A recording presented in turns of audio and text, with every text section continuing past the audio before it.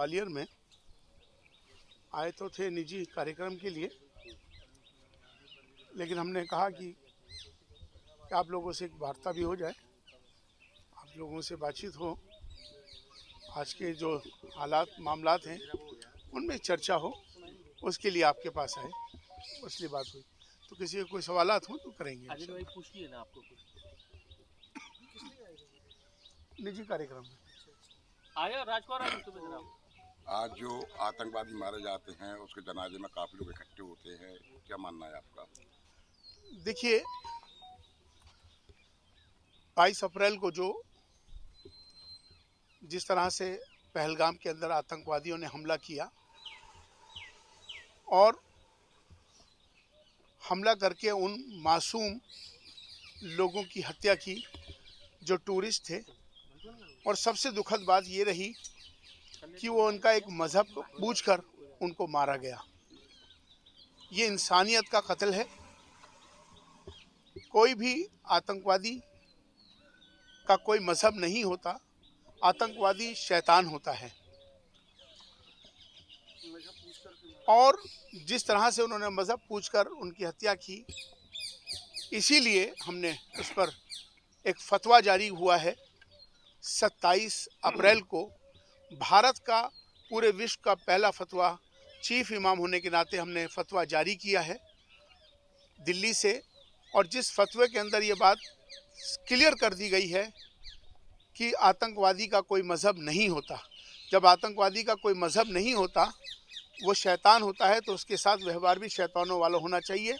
फतवा नंबर 1, जिसमें ये डिक्लेयर कर दिया गया है कि कोई भी आतंकवादी भारत के अंदर मारा जाएगा तो उसके जनाजे की नमाज कोई भी नहीं पढ़ाएगा, कोई इमाम नमाज नहीं पढ़ाएगा। 5.5 लाख मस्जिदों से ऐलान कर दिया गया है।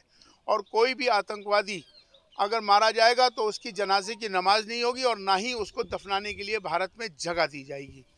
दूसरी बात यह है कि नाम रखा है लश्कर-ए-तैयबा और जैश-ए-मोहम्मद। ये आतंकवादी संगठन है। आतंकवादी इनको नाम रखने होंगे अपने संगठन के, मोहम्मद का नाम और इस्लाम के नाम से जो इन्होंने संगठन के नाम रखे हुए हैं, लश्कर-ए-तैयबा, जैश-ए-मोहम्मद। उसके लिए फतवा नंबर 2 जारी हो चुका है। विश्व का पहला फतवा जारी हुआ है इमाम ऑर्गेनाइजेशन से, जिसमें साफ तौर पे कहा गया है कि नाम जैश-ए-मोहम्मद और लश्कर-ए-तैयबा का नाम फ़ौरन हटाया जाए, और आतंकवादी हैं तो आतंकवादी संगठनों के नाम रखेंगे। इसका ऐलान कर दिया गया है।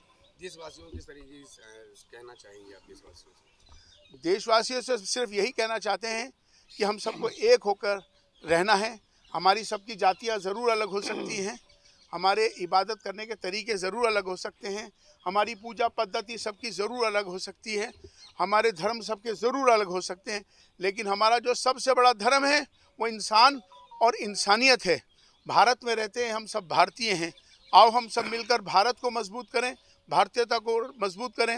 राष्ट्र सर्वोपरि है, ये हमेशा ध्यान रहना चाहिए। हम सबको एक होकर इस आतंकवाद का मुकाबला करना है। जिस तरह से हमारे देश के प्रधानमंत्री श्री नरेंद्र मोदी जी ने साफ तौर पे कहा था कि मैं उस देश के साथ जब तक बातचीत नहीं करूंगा जब तक वो आतंकवाद अपने देश से बिल्कुल ख़त्म नहीं कर देता। ये आतंकवादी जिससे संगठन है जो हमारा पड़ोसी देश है पाकिस्तान, जिस तरह से वहाँ पर हमारा देश ने एक बदला के तौर पर आतंकवादी अड्डों को ख़त्म किया ऑपरेशन सिंदूर करके। ये ऑपरेशन सिंदूर जो था, ये उन जो मांगें उजड़ गई थी उन विधवाओं की, ये उनके लिए था। तो मुझे लगता है कि आतंकवादी संगठन जो वहाँ पर ऑपरेट थे उनको नेस्तनाबूद कर दिया गया है, और आतंकवादी जी बहुत सारे लोग मारे गए हैं, लेकिन मुझे लगता है कि अभी और जो बचे हैं उनको भी ख़त्म करने की ज़रूरत है। और मुझे लगता है कि अब ये वक्त आ गया है कि भारत में सब हम एक होकर अब POK को वापस लेना चाहिए। ये अब इसका समय आ गया है। जिस प्रकार से पाकिस्तान कायराना हरकत बार बार करता हुआ है, इस संबंध में आप क्या कहना चाहेंगे? बिल्कुल, ये कायराना हरकत आज से नहीं कर रहा है, जब से ये पैदा हुआ है जब से कर रहा है। इसका नाम तो है पाक, लेकिन हरकतें इरादे नापाक। तो अब हमें इसके इरादों को, नापाक इरादों को ख़त्म करना होगा, और अब वापस जो POK है उसे वापस लेना होगा। जब ही इस पाकिस्तान को समझ में आएगा, और अब इसके लिए हम सबको एक होकर इस आतंकवाद की लड़ाई में पूरे विश्व के तमाम सबको एक होकर लड़ना होगा।